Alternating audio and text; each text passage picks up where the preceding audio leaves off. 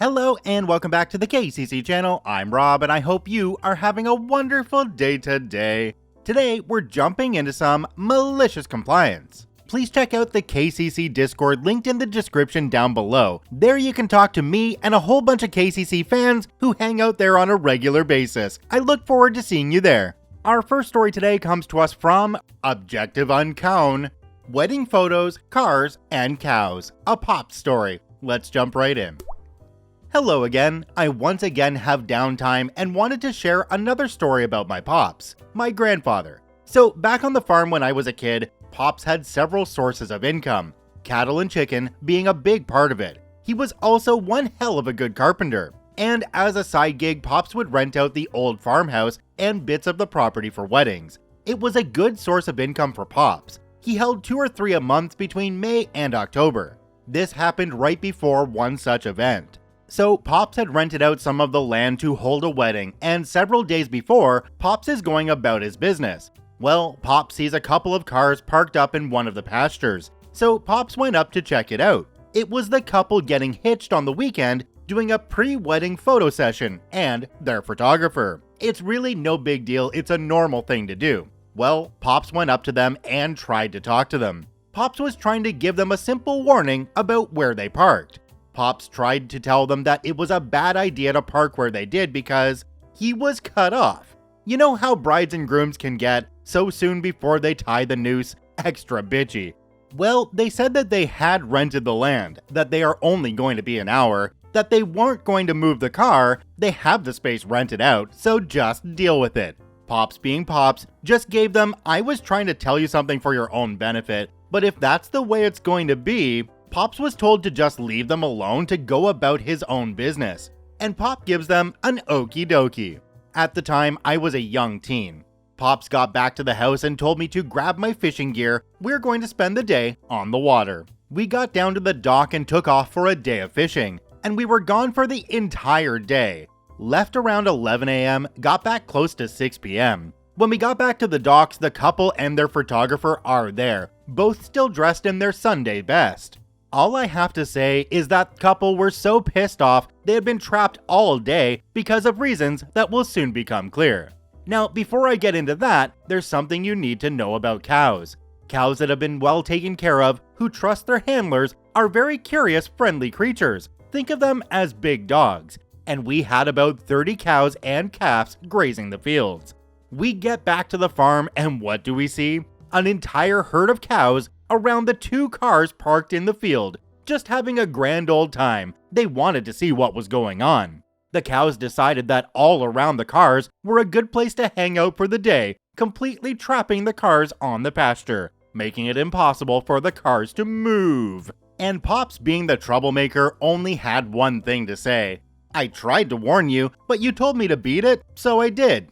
What was meant to be an hour photo session turned into a day-long cow party. Best part of it was when Pops called the cows, "Here cows," they all stood up and came over like it was nothing. I honestly haven't spent much time on farms myself, so I don't know what it's like to be around cows, pigs, and horses and all that.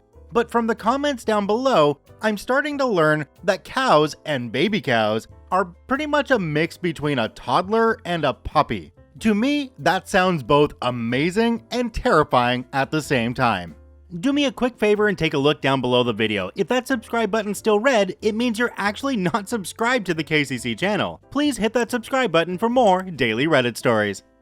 This next story comes to us from Long-Suffering Squid. Not my department. Let's jump right in. Once upon a time, I was part of the orders department. Our primary role was to enter orders. We didn't enter all the orders, just most of them. The rest were entered by our call center. As common with these stories, we get a new manager promoted from the call center, who is inexperienced and gullible. Let's call her Patsy. The call center manager, Weasel, sees his opportunity, sweeps in, and fast talks Patsy into making the orders department responsible for all orders, with these orders aren't really the call center's department. I can't say I disagree with him, but neither Patsy nor Weasel realized the sheer logistical difficulty caused by suddenly dropping all this extra work on the orders department. I complained to Patsy, telling her this is a bad idea. Unfortunately, Patsy still thinks like and has a loyalty to the call center and her former boss Weasel. But the call center and the orders department have entirely different cultures. The call center sees lots of turnover, with people rarely staying more than a couple years. The orders department sees very little turnover, with some people staying a decade or longer. Also, the required call center skill set is smaller than the orders department. Patsy doesn't realize I'm a senior team member, and coming from a group that experiences rapid turnover tells me it's not the call center's job to enter orders. If you can't handle it, you should find a new job. Challenge accepted. Now, I've been with the orders department about 3 times longer than Patsy has been with the entire company. The call center has been pulling this kind of garbage on the orders department for years, and I can anticipate the approaching crapstorm. This is a major coup for the call center compared to most of the shenanigans they've got up to in the past. So I quietly let HR know that I'm interested in a position in the call center. With Patsy's promotion, I know there's at least one opening, and like I said, the call center has a high turnover rate. 2 weeks later, I have a new job in the call center, and the fecal matter is starting to fly in the orders department. And it's not as bad as I thought it would be, it's worse. Beyond the bulk of extra orders over past 2 weeks, Patsy has been making improvements to order department processes at the suggestions of Weasel and other department heads, who have decided to take advantage of the naive Patsy. Add in the fact that the orders department is starting to hemorrhage senior team members who have also seen the writing on the wall.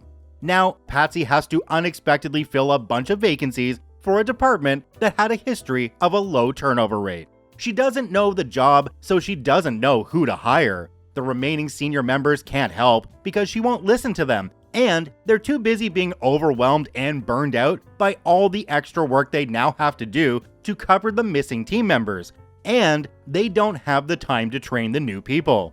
The new hires come in, but they don't stay because the orders department only looks like an entry-level position. So even more turnover and more senior team members leaving when they've had enough.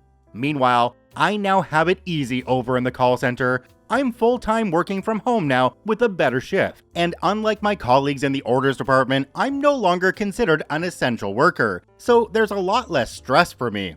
The skill set needed for the call center is both smaller and simpler than the orders department, and I already had most of it from my time with the company.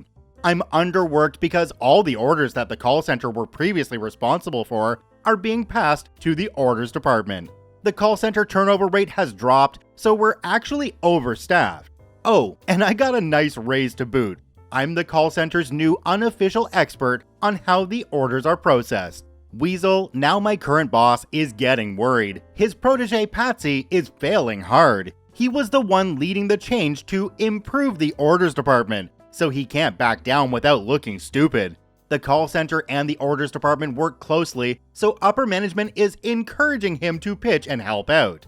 Patsy has begun to realize how Weasel has screwed her over, so is refusing to make any changes to the orders department unless she comes up with them. She's willing to accept Weasel's help on her terms. So, Weasel has started asking us to shoulder the burden and help process orders. This is, unsurprisingly, not met with enthusiasm. No one wants to do extra work for no extra pay. As well, the call center team isn't trained on how to process the more complicated and esoteric orders.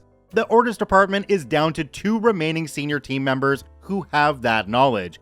Oh, and there's me. I can process the easy orders the call center was doing and quickly. And I have the skill set to crush the complicated and weird orders. And Weasel knows that I actually enjoyed working in the orders department.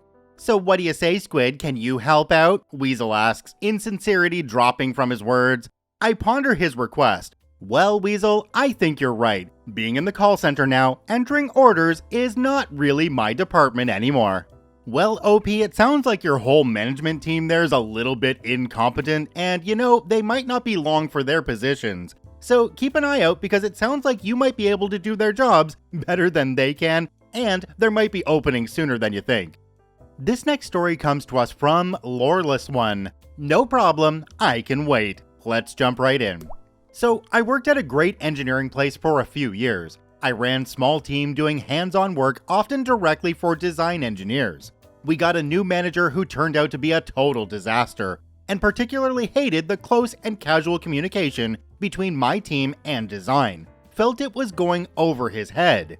He first put rules in place requiring going through several people to relay issues back to design and similar fudge.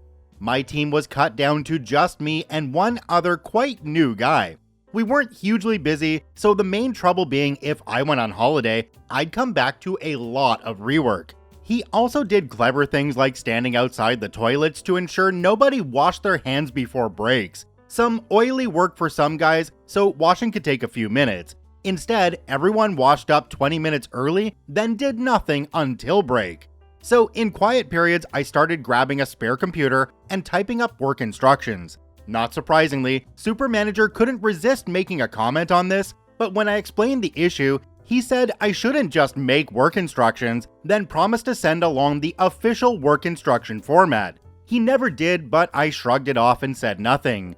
Few months later, and the company being bought out by an international firm, and the inevitable major redundancies. My name was high on his hit list. I had a good idea due to history, even though everyone else was sure I was safe and effectively essential, especially with my team being just me by then. Anyway, true enough, I was made redundant, but had a fantastic exit interview. One of the principal engineers had offered to attend with me. Super Manager and HR listed off some laughable reasons to make me redundant, such as my rearranging doctor's appointments to stay late and my coming into work night shift on a holiday. I still don't know how they thought these made sense. After that, I just quietly listed off the various roles I was solely covering for them. Technical skill sets like fiber optics and HV, etc., but happily accepted my redundancy payout and signed off IP and such. Then, Super Manager, not feeling entirely comfortable with the looks the principal engineer was giving him, asked me for the work instructions, and I had to answer, "Oh, you told me to stop writing them until you gave me the format you wanted?" They rang me and offered for me to come back, but I politely declined. I heard later they had to hire 3 people to cover my work. Ah yes, the phone call asking you to come back because they're screwed and they don't know what to do. That's when you tell them, well, my consultancy fee is going to be 3 times what you were paying me before, and I also have a minimum amount of hours that you need to pay for, so if you can agree to that contract, I'll come back and help you out a little bit, but it's completely on my terms. This next story comes to us from Controlled01. How much water do you want exactly? Let's jump right in. I deliver bulk water to people who don't have access to city water or their own private well. For nearly all customers, it's a simple process. Either they call for deliveries or they have agreed to automatic deliveries. When I show up, I hook the truck up to the fill pipe and start pumping, and either listen at the vent or hook up to an installed alarm in order to know when the holding tank is full. This particular customer had their holding tank installed in a small utility room next to their living room, and didn't install a vent to the outside, and refused to allow us to install an alarm because they didn't want us to put the 1/4-inch hole in the wall to run the alarm wire. Solution? They call when they need 2,000 gallons of water, and we show up and pump exactly 2,000 gallons of water. This procedure worked without flaw for over a decade, literally hundreds of deliveries with no issue. Cue owner deciding to sell. We are contacted by the new owners and set them up as a new account and head over for our first delivery and meeting. We especially go over the issue with us being totally unable to tell when the tank is full. We offered to install the alarm again for free, but they declined. So we let them know when they call for water, they must be sure they have enough room in the tank for 2,000 gallons, or to let us know how much water they have room for. We went over this several times, and they laughed, saying they understood and would be calling when they were below the 2,000 gallon mark. 2 weeks go by, and we receive a message on our answering machine from the new customer. No gallon amount is specified. This set off a warning bell though, because it was a household of 2, and it's only been 2 weeks since we filled them last. That's highly abnormal. We expected more like 5 weeks, so we call back just to double check. No answer, so we leave a message asking for confirmation. Couple hours later we try again. By the next day, we had left 4 messages asking to confirm that they were ready for a full load. No reply. Well, they did call, so boss sends me out. I knock on the door as a last attempt. Still no answer, so I hook up. start the pump, and set the timer so I don't overpump while reading my book. 15 minutes later, I hop out to check the water meter, 1,700 gallons. I'll watch for the next couple minutes and shut it down. That's when I hear the front door burst open, and the woman who bought the house and had called us in yesterday is screaming to shut the water down. There is water everywhere. What the hell are we doing? This woman has been ignoring our calls and even ignored me at her door, and now she is screaming at me. Apparently, she had called when the tank was half full instead of down below the mark showing where the 2,000 gallons is, and just disregarded all our messages and didn't feel like talking to me when I knocked. So now, she has 700 plus gallons of water in her living room. Boss was called out so she could scream at him. Husband came home from work so he too could scream at us, for reasons I guess. They made a lot of demands about how we were going to pay to fix it. Nope. Boss laid down how we saw the situation. You can keep the water free of charge, just don't call us for water anymore. Y'all are too stupid to work with.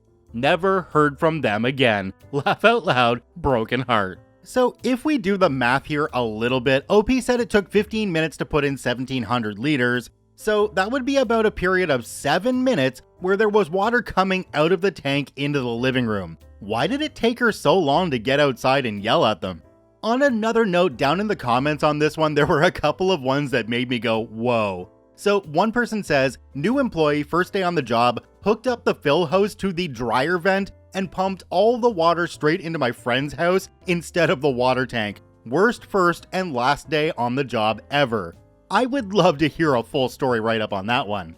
OP also commented down below, I think they have another story they should share because it says, the employee I replaced hooked up to someone's fuel tank and filled it with water. So in the comments down below, let's encourage OP to write more stories about their time doing this because it sounds like they have some great ones that we would love to hear.